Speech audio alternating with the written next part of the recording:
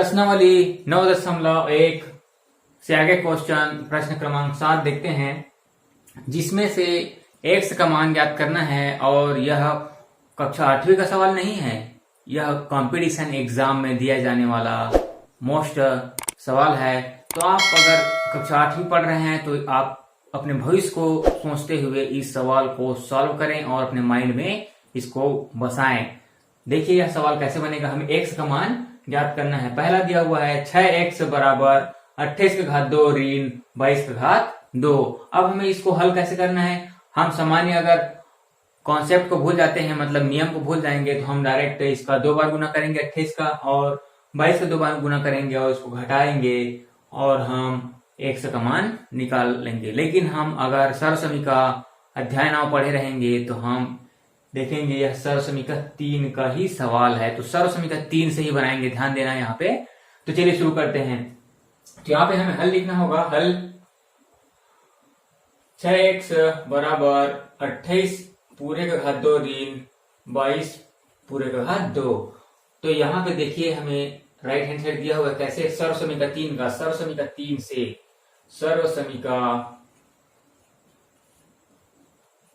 सर्वसमीका 3 क्या है, देखिए सर्वसमीका 3 हमारा होता है पहले कोष्टक में a धन b और दूसरे कोष्टक में रहता है a ऋण b, तब होता है a का घात 2 ऋण b का घात 2। तो यहाँ पे देखना है सर्वसमीका मतलब होता है सूत्र होता है, फॉर्मूला होता है। तो हम लेफ्ट हैंड साइड दिया रहेगा तो राइट हैंड साइड लिख सकते हैं, और लेफ्ट हैंड साइड दिया है तो राइट हैंड साइड लिख सकते हैं, और लेफ्ट हैंड साइड दिया है तो राइट हैंड साइड लिख सकते हैं। इस प्रकार होता है फॉर्मूला। तो यहाँ पे हमें देखिए, यहाँ पे हमें राइट हैंड साइड दे दिया है a का घात 2 मतलब 28 का घात 2 ऋण ऋण b का घात 2 मतलब 22 का घात 2।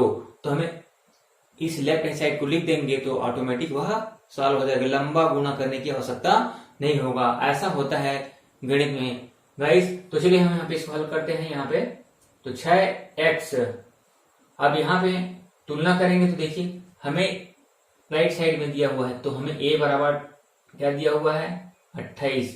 तो यहाँ पे हम लिख देंगे 28 धन b बराबर क्या है 22। हम यहाँ पे मान रखते जा रहे हैं, ध्यान देना यहाँ पे।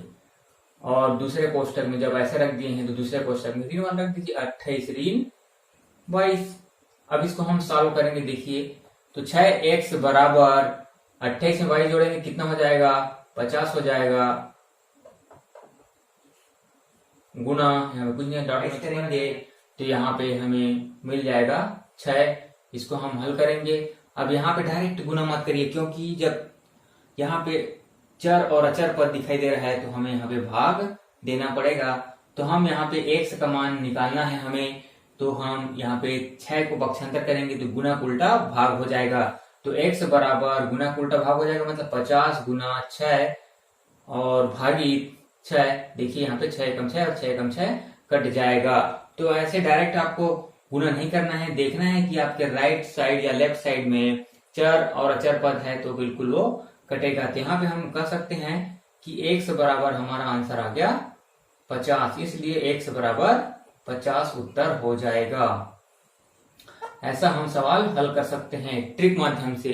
तो चलिए नेक्स्ट क्वेश्चन देखते हैं। दूसरा क्वेश्चन यहाँ पे दिया है 3x बराबर 17 का घात 2 ऋण 14 का घात 2। आपको ध्यान देना है x का घात 2 या a का घात 2 ऋण b का घात 2 वाला फार्मूला हमेशा सर्वसमीका 3 होगा। आप जब तक गणित पढ़ेंगे तो यह तीनों सर्वसमीका आपका पीछे नहीं छोड़ेगा, कहीं ना कहीं आपको मिलेगा हर कक्षा। चलिए इसको हम हल करते हैं।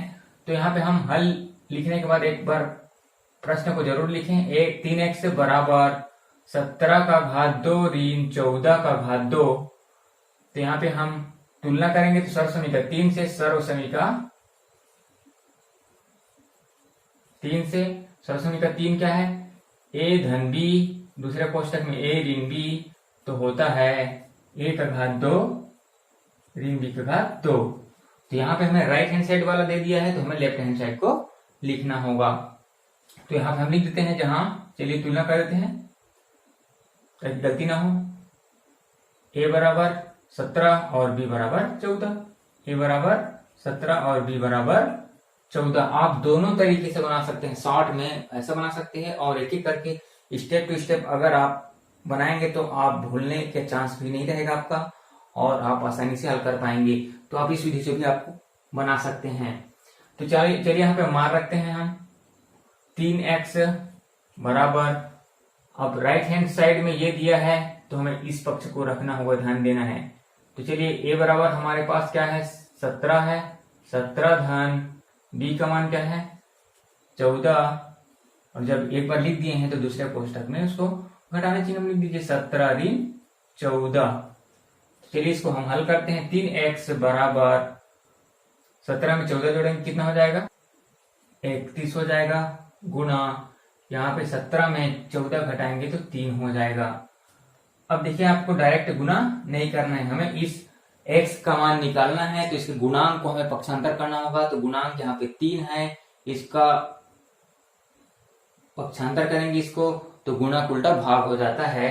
तो यहाँ पे हम लिखेंगे x बराबर 31 गुना 3 बटे 3 गुना उल्टा भाग हो जाएगा। पक्षांतरण से लिख दीजिए, पक्षांतरण से। तो देखिए 3 एकम 3 और 3 एकम 3 कट गया, हमारे पास बचा क्या x बराबर 31, इसलिए x का मान हमारे पास 31 हो जाएगा। ऐसा आप क्वेश्चन बना सकते हैं। तो हम अगले वीडियो में चलिए नेक्स्ट क्वेश्चन की बात करेंगे।